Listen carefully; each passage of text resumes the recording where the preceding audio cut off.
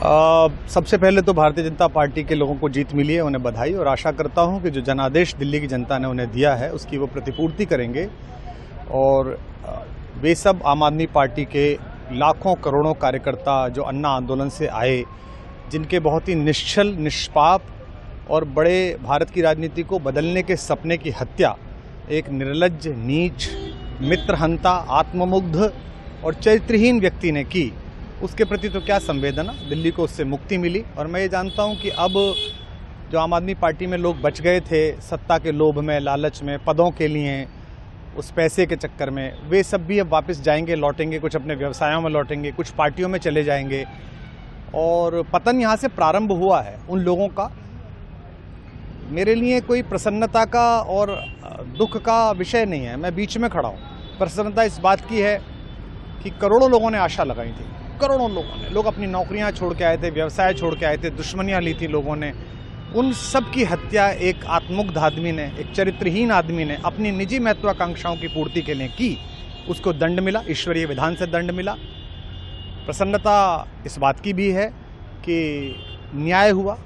आज जब कहना नहीं चाहिए, लेकिन आज टीवी पर जब जंगपुरा का निर्णय आया और सामने दिखाई दिया कि मनीष हार गया, तो सदा तटस्थ रहने वाली और राजनीति से विरत रहने वाली मेरी पत्नी जो है, उसकी आंख में आंसू आ गए, वो रोने लगी।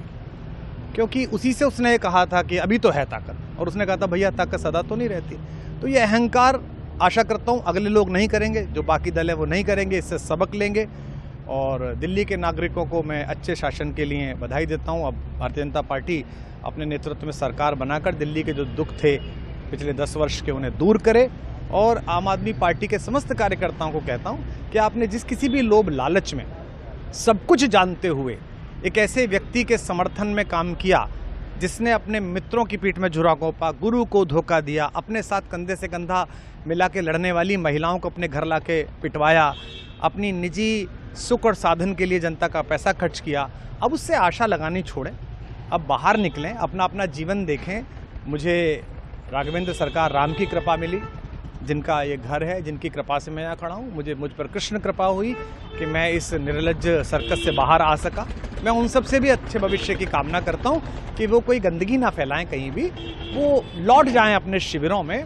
जिस तरह माधव को, कृष्ण को दूत देख कर भी भरी सभा में अट्टहास करने वाला दुर्योधन जो ये कहता था सुचिग्रम नैव दास्यामि बिना युद्धे न केशवः, बिना युद्ध के 5 गांव भी नहीं दूंगा, आज वो अपनी सीटों के लिए तरस रहा है। और मुझे पता है कि इस दुर्योधन का अंत भी टूटी हुई जंघा के साथ बड़ा ही दारुण होगा और भारतीय राजनीति एक कलंकित अध्याय के रूप में इस बौने दुर्योधन को और इसके दरबार के तमाम शकुनियों को याद करेगी।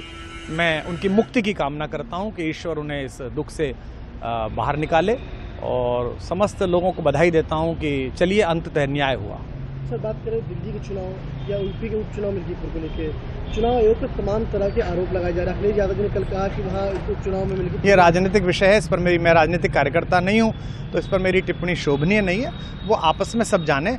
लेकिन दिल्ली के चुनावों को लेकर एक मिश्रित प्रतिक्रिया है।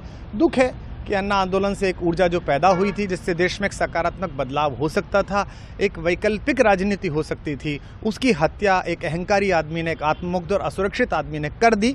मैं आशा करता हूं कभी ना कभी भारत में ऐसा सूर्योदय किसी न किसी दल में अवश्य होगा, जो भारत को जहां पहुंचना है वहां पहुंचाने का मार्ग प्रशस्त करेगा। बहुत धन्यवाद।